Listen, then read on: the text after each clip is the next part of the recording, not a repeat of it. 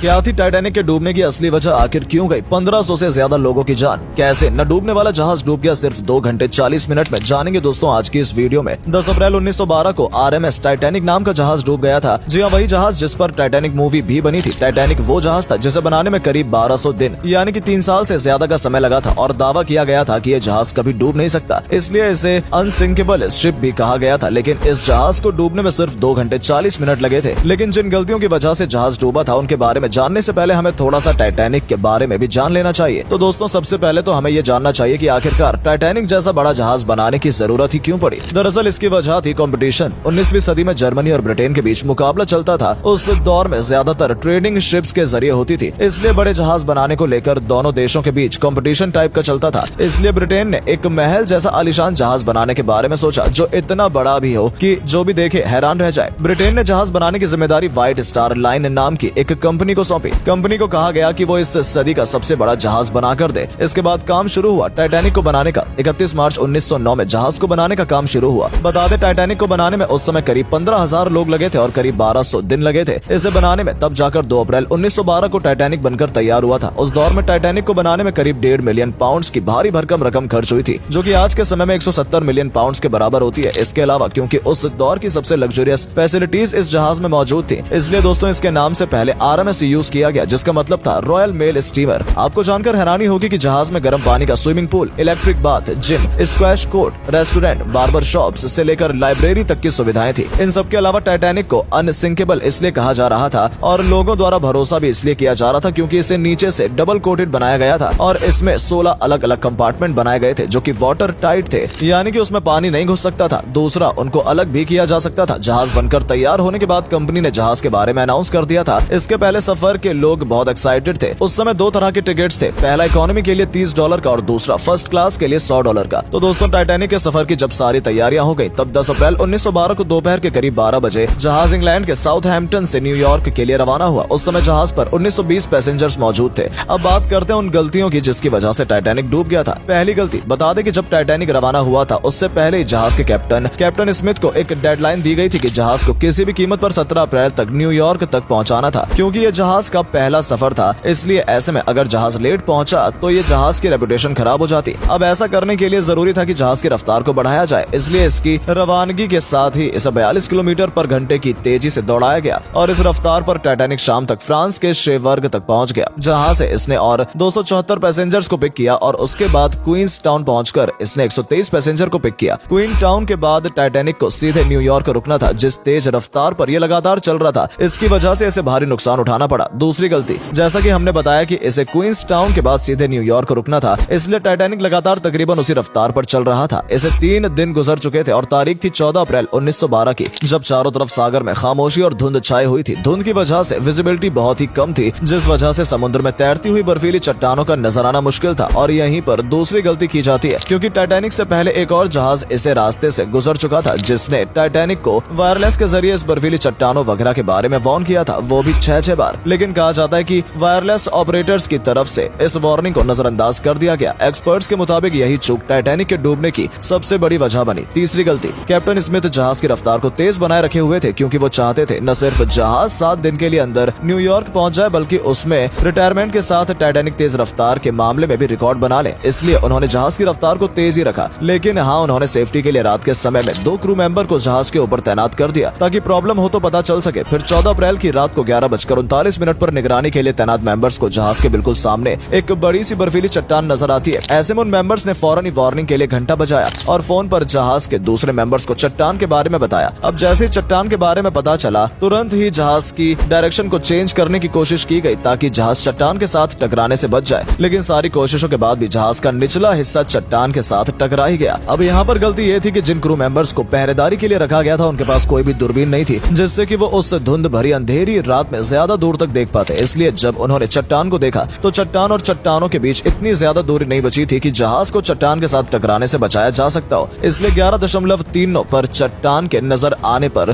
11:40 पर चट्टान और जहाज की टक्कर हो गई। चौथी गलती, जैसा कि हमने बताया था कि डबल कोटेड होने के साथ साथ इसमें 16 अलग अलग कंपार्टमेंट्स बनाए गए थे, इसलिए टाइटैनिक के चट्टान के साथ टकराने के बाद भी उसके बचने के चांसेस थे। लेकिन चौथी गलती ये थी कि जहाज की बॉडी में स्टील की रिपिट्स की जगह कास्ट आयरन से बनी हुई रिपिट्स का इस्तेमाल किया गया था। इन रिवेट्स का काम था जहाज की बड़ी प्लेट्स को जोड़े रखना, लेकिन कॉस्ट आयरन की बनी हुई रिवेट्स स्टील के मुकाबले कमजोर थी, इसलिए जब जहाज में पानी भरना शुरू हुआ तो पानी के प्रेशर को ये रिवेट्स नहीं संभाल पाई। पांचवी गलती, टाइटैनिक की टक्कर दोस्तों जिस चट्टान से हुई थी उसका साइज फुटबॉल के ग्राउंड जितना था, इसलिए टक्कर इतनी जोरदार थी कि जहाज में मौजूद हर सेंसर्स को झटके का एहसास हुआ। यहाँ तक कि जहाज के मालिक जोसेफ ब्रूस को भी, जहाज में 16 कंपार्टमेंट्स थे और इनकी और जहाज की खासियत ये थी कि अगर 3 कंपार्टमेंट्स में पानी भर भी जाए तब भी जहाज तैर सकता था, लेकिन टक्कर की वजह से जहाज नीचे से इतना डैमेज हुआ कि पानी 3 कंपार्टमेंट के बाद चौथे कंपार्टमेंट में भरना शुरू हो गया, जिसकी वजह यह भी थी कि जहाज में स्टील की जगह कॉस्ट आयरन की रिवेट्स का इस्तेमाल किया गया था, जिसकी वजह से जब पानी भरा तो बड़ी प्लेट्स पानी के प्रेशर की वजह से खिसक गई और पानी धीरे धीरे एक के बाद एक कंपार्टमेंट में भरते गए। जिस समय टाइटैनिक के डिजाइनर थॉमस ने कैप्टन को जहाज के निचले हिस्से के कंपार्टमेंट्स में पानी भरने की जानकारी दी, उस वक्त 5 कंपार्टमेंट्स पानी से भर चुके थे। उसने बताया कि अब पानी जहाज के डेक से गुजरते हुए एक एक करके सारे कंपार्टमेंट से भर जाएंगे, क्योंकि जहाज का डूबना तय था, इसलिए जहाज की जगह लोगों को बचाने पर फोकस किया गया और लाइफ बोट्स को पानी में उतारने के लिए तैयार किया गया। और लाइफ बोट्स के बारे में दोस्तों पांचवी गलती ये हुई कि जहाज पर 32 लाइफ बोट्स की जगह 20 लाइफ बोट्स ही थी। छठवीं गलती,